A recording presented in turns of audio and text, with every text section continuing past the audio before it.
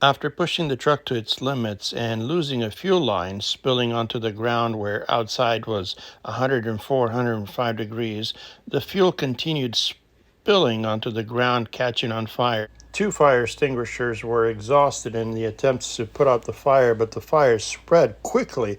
Here is a speeded process of the video that showed the fire, and it spread throughout the farm nearby and to the field, catching trees and brush and heavy amounts of land on fire. Approximately half an acre to a quarter of an acre or more was ignited, and the fire department responded approximately 50 minutes later, and fought the fire downwards. Luckily, there was no wind, even though the temperature was about 105 degrees. The fire just spread quickly up this ridge towards a nearby home, never got to the home.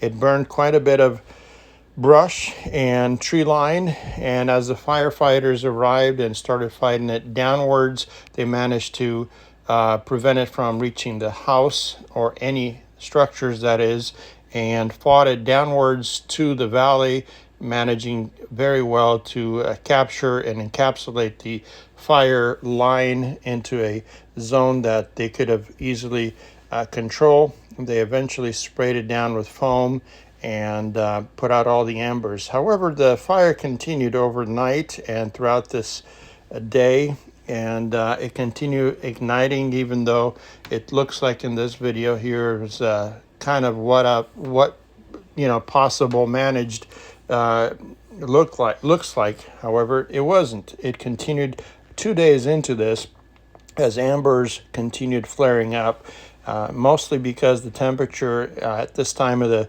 season was 104, 105, and 99 at night. However, the Corbett Fire Department did an excellent job responding. 4 or 5 engines showed up initially. This is video all after they began fighting the fire, and as they continued fighting the fire, this was just before the fires were completely almost put down.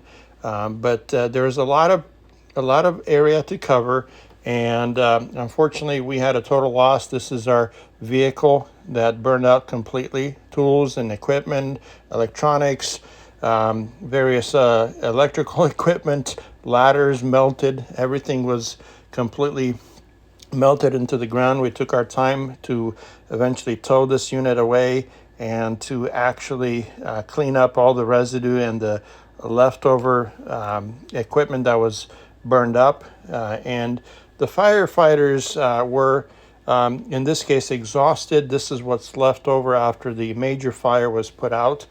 These guys did an awesome job. We served them with some lunch and some sandwiches. However, they came back in the evening, and we continued monitoring this fire zone for the remaining of the 2 days, as I mentioned.